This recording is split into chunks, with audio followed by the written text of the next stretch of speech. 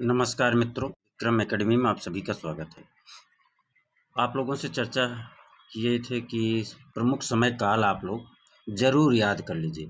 अपने कला संबंधित जो भी विषय हैं अपने टीजीटी, पीजीटी आर्ट में, उनमें समय काल किसका कितना है, कब से कब तक माना गया है, वह जब आपके दिमाग में फीड रहेगा तो आपको प्रश्नों को हल करने में काफ़ी कुछ मदद मिलता है। इनमें से ही कुछ न कुछ प्रश्न आ जाते हैं जो 20-25 समय काल आपको बताएंगे। ये जो प्रमुख समय काल हैं कला से संबंधित, जो टीजीटी पीजीटी आर्ट में पूछे गए हैं, पूछे जाएंगे या पूछे जाते हैं। तो आइए हम लोग देखते हैं प्रमुख समय काल। प्रागैतिहासिक काल की बात करें मित्रों तो 30,000 ईसा पूर्व से 3,000 ईसा पूर्व है। कब है? इसको आप लोगों को एकदम रट लेना है, ज़बान पे रहना चाहिए। ये समझ लीजिए, ये प्रमुख जो है समय काल, हम छोटा-छोटा एक की पॉइंट जो दे रहे हैं, आप लोगों को इसको रट्टा मारना है। हमारा उद्देश्य पढ़ाना नहीं, हमारा उद्देश्य याद करवा देना है।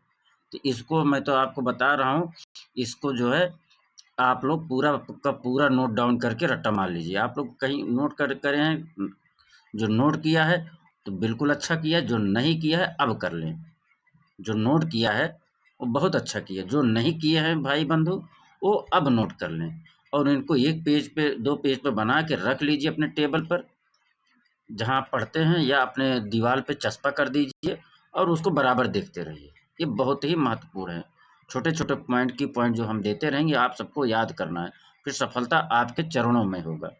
प्रागैतिहासिक काल 30,000 ईसा पूर्व से 3,000 ईसा पूर्व का काल माना जाता है। ठीक, ये तो हो गया पहला।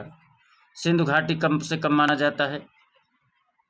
सिंधु घाटी की सभ्यता 2500 से 1750 ईसा पूर्व माना जाता है।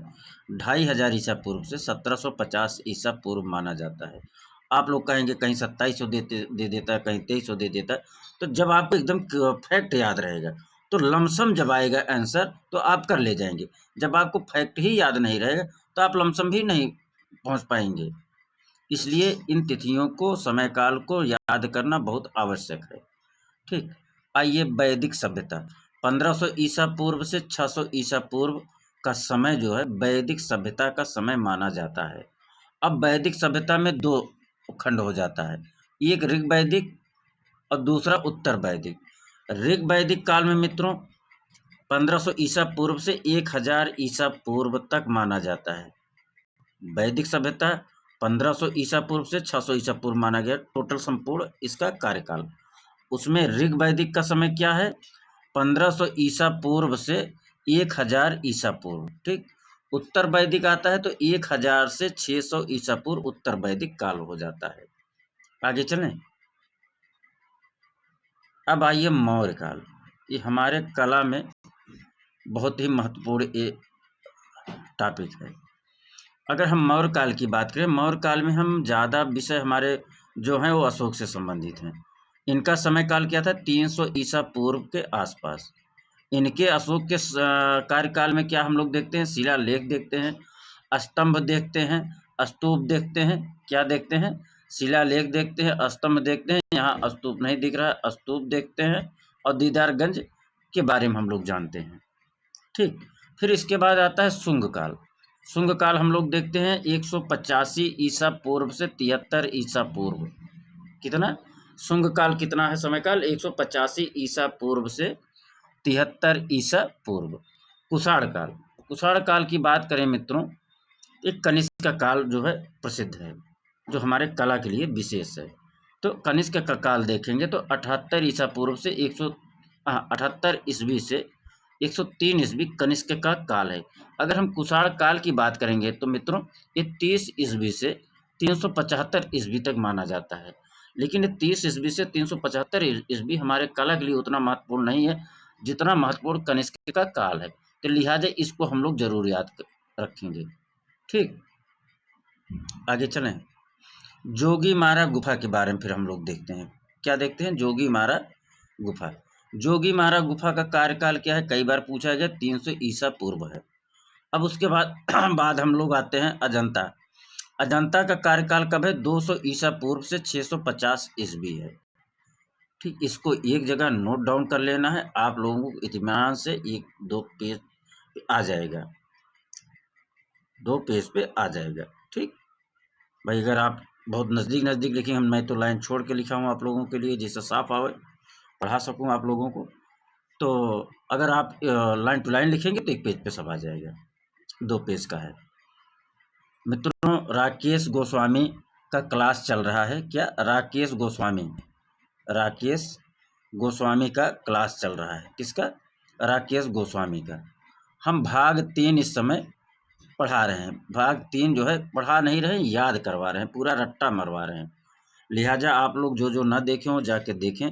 भाग 4 राकेश गोस्वामी का भाग 4 हमने याद करवाया है। कितना? भाग 4।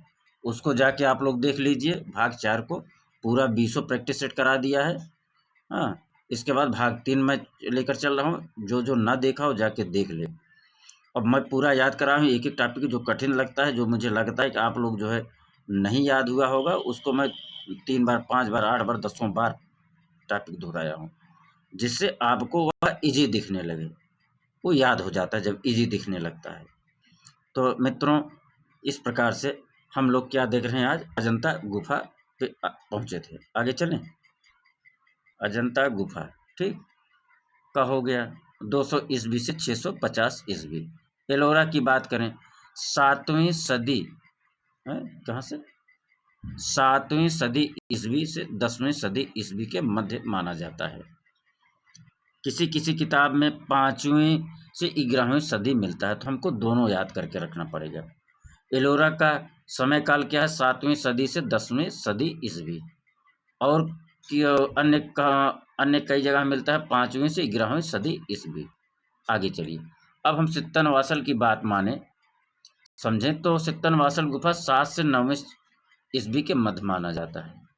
ठीक, सित्तनवासल गुफा की 7वीं सदी से 7वीं से 9वीं के आसपास माना जाता है सित्तनवासल गुफा।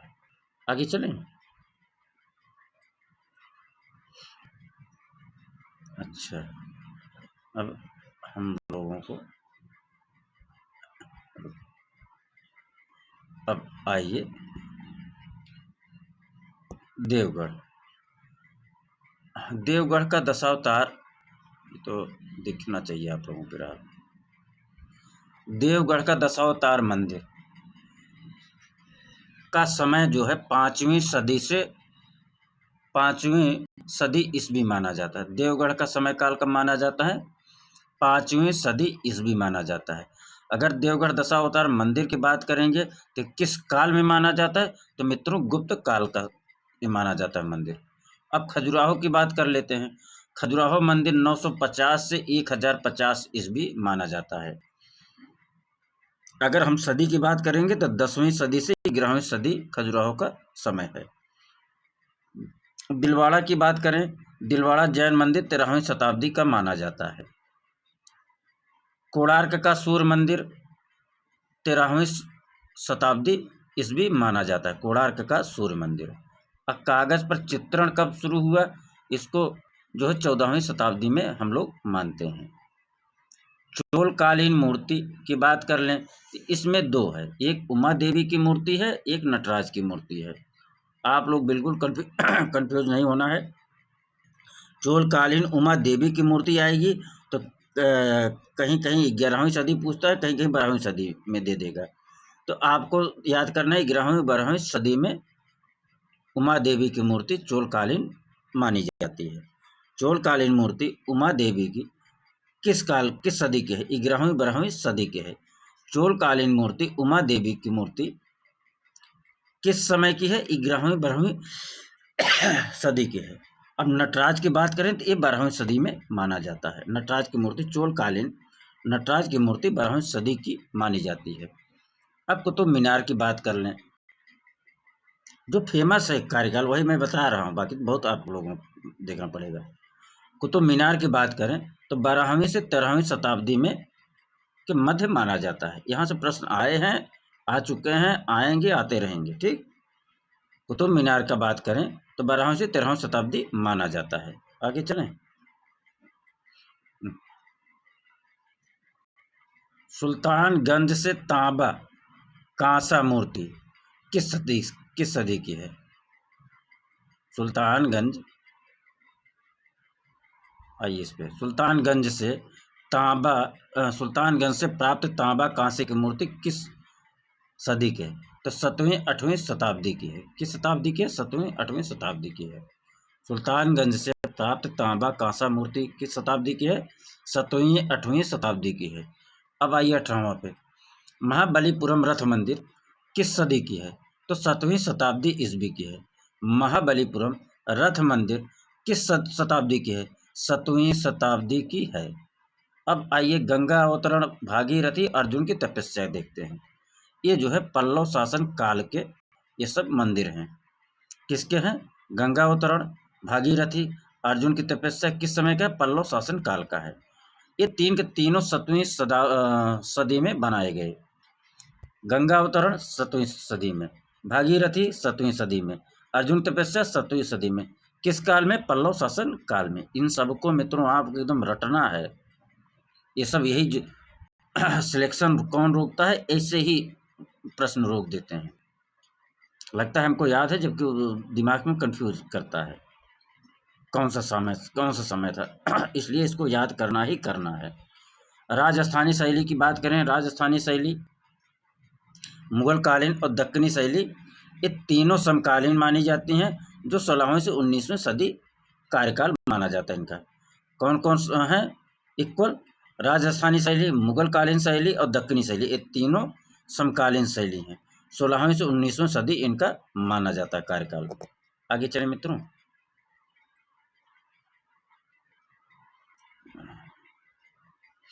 अब दो और बचा है। पहाड़ी शैली की बात कर लें। पहाड़ी शैली में की बात करेंगे इसमें, तो 17वीं से 19वीं शताब्दी ईस्वी इनका समय माना जाता है। पहाड़ी शैली 17वीं से 19वीं शताब्दी माना जाता है।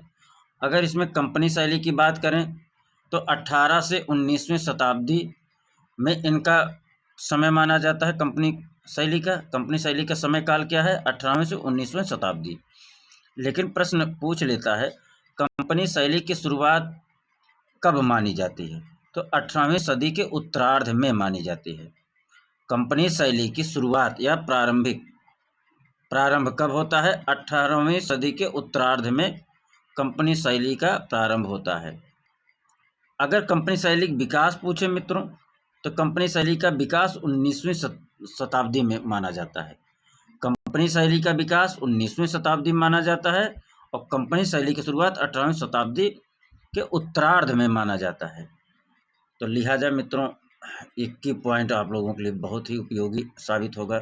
उम्मीद करता हूं कि आप लोग इसको बिल्कुल पूरी तरीके से रट्टा मार के घोल के पी लेना है। ठीक, ऐसे की पॉइंट लेके हम आप सबको पूरा क्लियर कट एक एक पार्ट अलग अलग करके आप सबको पूरा याद करवा देंगे। आप लोग लगे रहिए, हमारे कंटेंट को ज़रूर देखिए। आपको हर कंटेंट मेरा लगेगा कि आपके लिए बहुत ही उपयोगी है। बहुत हम ऊल जलूल कंटेंट नहीं आपको देंगे। अपनी विद्वता मुझे नहीं दिखाना है, मुझे केवल ये करना है कि आप लोगों का सिलेक्शन कितने में हो जाता है, कितने कंटेंट, कितने मटेरियल में। बहुत ओवर फ्लो में नहीं भागना है। एक एक चैप्टर पे काम करना, एक एक स्टेप पे काम करना, एक एक बिंदु पे काम करना, एक एक टॉपिक पे मैं काम करता हूँ। लिहाजा जो मैं दे रहा हूँ मित्रों, उसको अच्छा सा आप लोग याद करते जाइए। जैसे हमने दिया था यूनेस्को पर, उसको याद कर लीजिए। टेराकोटा पर दिया था, उसको याद कर लीजिए। आज मैंने क्या दिया? प्रमुख समय काल, कला से संबंधित प्रमुख समय काल। ठीक, तो धन्यवाद। अग्रिम जो है टॉपिक लेकर एक छोटा वाला फिर उपस्थित होते रहेंगे। आप सभी को अच्छा लगे तो मित्रों ज़रूर जम के शेयर करिए, कमेंट ज़रूर लिखिए। 2 लाइन ना शेयर कर पाए मत करिए, लाइक करके 2 लाइन कमेंट लिखिए, क्या आपके लिए उपयोगी है या नहीं। धन्यवाद, बहुत बहुत आभार प्रकट करते हैं मित्रों।